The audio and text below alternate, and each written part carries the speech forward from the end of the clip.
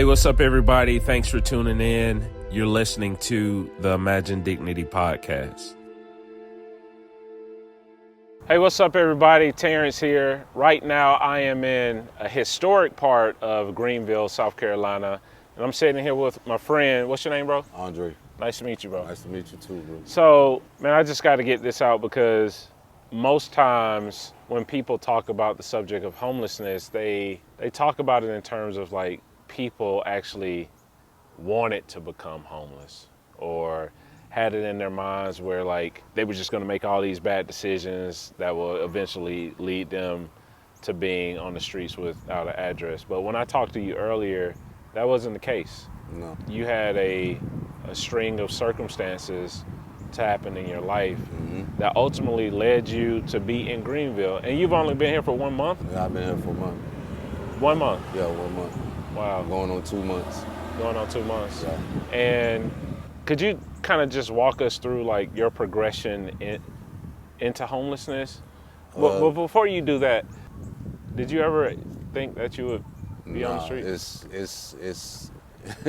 It's a real humbling experience. You know what I mean? To come from a lifestyle, of having a place to live and, having a job and, having a family network and stuff like that, to all of a sudden just to lose that, you know what I mean? To lose that. And, like a lot of people, they wonder, how did you end up homeless? You know what I mean? Some of them are bad decisions, you know what I mean? But then some people, they end up homeless because decisions that other people made, like trusting other people, you know what I mean? And financial situation, like anybody can be homeless. It can happen to anybody, you know what I mean? It doesn't matter the race or, you know what I mean, the gender or anything. Yeah. Oh, that's powerful, man.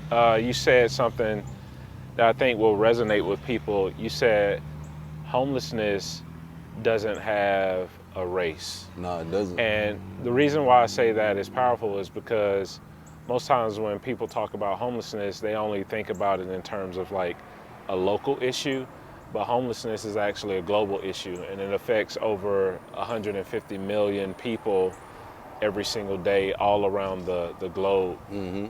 Man, you also said something really powerful. You talked about sometimes it can be someone else's decision that indirectly impacts you. Yeah. What did you mean by that? Like some people that are homeless, they get disability. And then they have family members that, they prey on them. They take advantage of that, the situation that they're in, because some people that are homeless, they have mental disabilities, you know what I mean? Or they have physical disabilities. Yeah. And they're codependent on other people. Because they need caregivers. Because they need caregivers, or they need somebody to oversee and make sure their finances are straight. And sometimes, they get preyed upon by family members and stuff. So really? You've seen that happen? Yeah, I've seen it happen.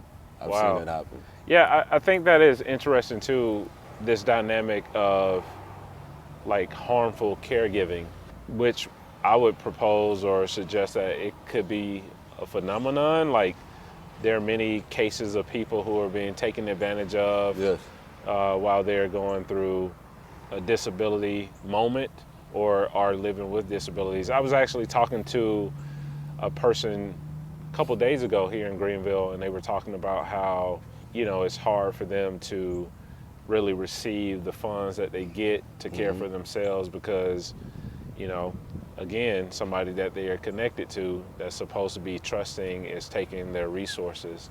And sometimes it's the system too, you know what I mean? It's not just What do you mean by the system? It's the system, like they're not educating the people. Like if you know a person has a mental disability or a physical disability, instead of them like having programs to help them with housing, you know what I mean, to get them into a situation or something like that, they're not doing that. So you're talking about, you think that it should be more programming around not just the support where there's housing or access to some of those resources, but you're talking about the educational component. Yes, it's a lot of homeless people out here.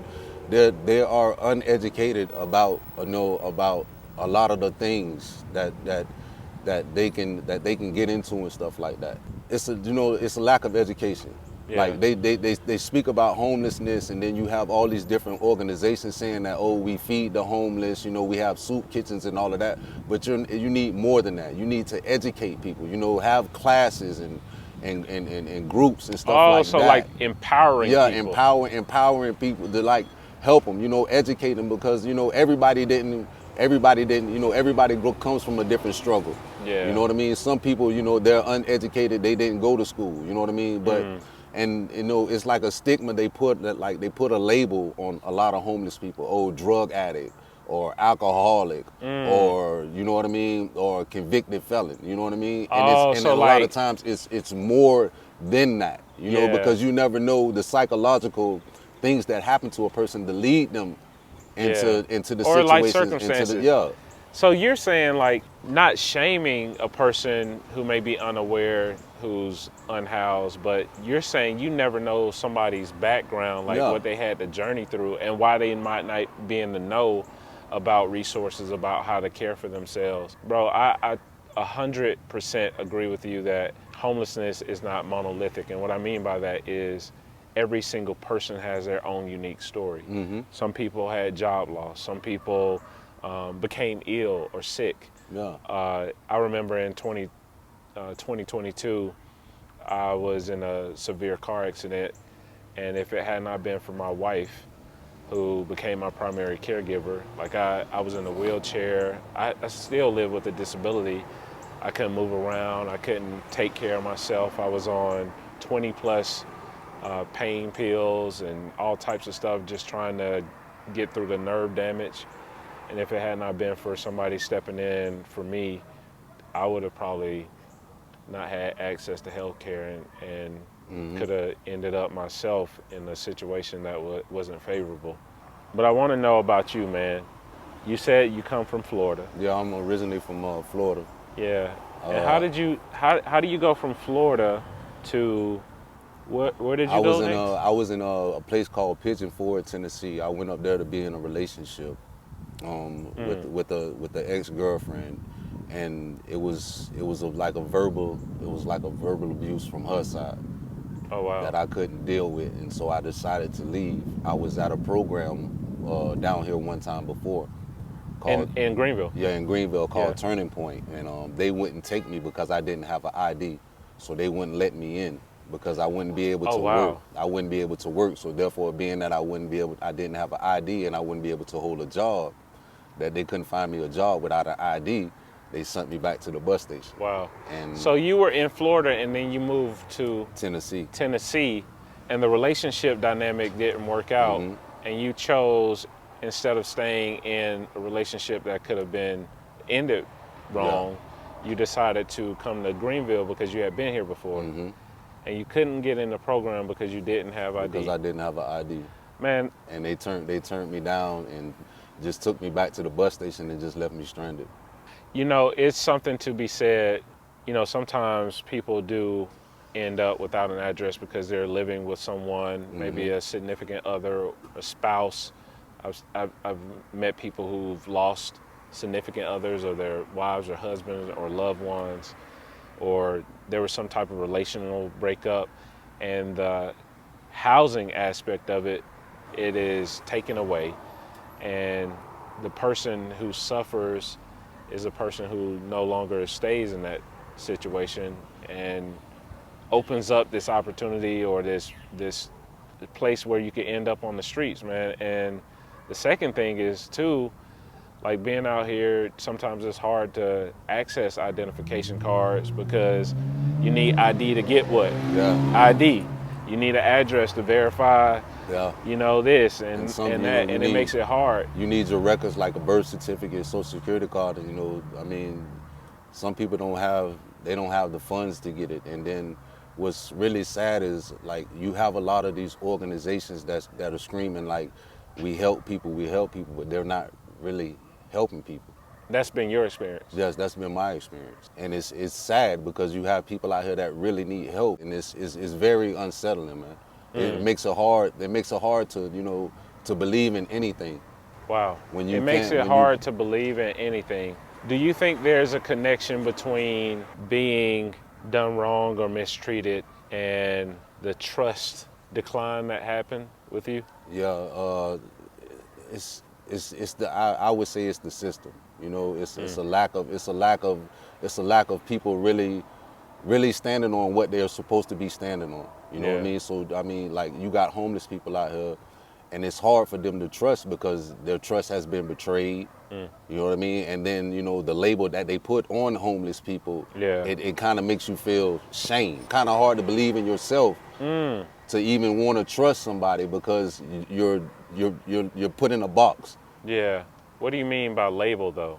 Have you been labeled, and in what ways have you been labeled? Like a lot of the places around here, like you can't even go to the bathroom. It's not a public bathroom because they I guess they don't want the homeless to use the bathroom. So like if you're not ordering anything or you're not a customer, then they won't allow you to use the bathroom.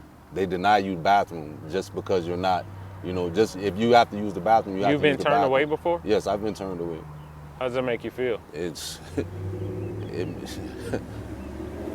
it's an unexplainable feeling. It's real sad to know that I can't, if I have to use the bathroom, I would have to risk using the bathroom in the woods or something because I'm turned down just because just because I'm homeless, I can't afford to buy anything from your store. So you deny me the bathroom. Yeah. And I don't think that's right. And it's No. a lot of these franchises and stuff, you know, it's saddening. You would never So think like like there a are place like, there are restaurants who will turn you away just for trying to wash your hands or go and relieve yourself or yes, I've seen it and it's happened to me. wow. What would you say the meanest thing or most unkind thing a person has ever done to you while not having an address? Just being looked upon as a nobody, as somebody that's not worth the time or, you know, or worth the chance to even use a bathroom. That's very saddening and it's very hurtful. You know what I mean? Yeah. It, And it, I would imagine too like that can kill your drive and your motivation and it mess with your mind too, right? With you mentally. It can break you down mentally because you're already going through a transition in a process where you're trying to build up, and to have somebody to step on you when you're already down, it's hurtful, man. Yeah. It's real hurtful. You know what I notice about you though, bro?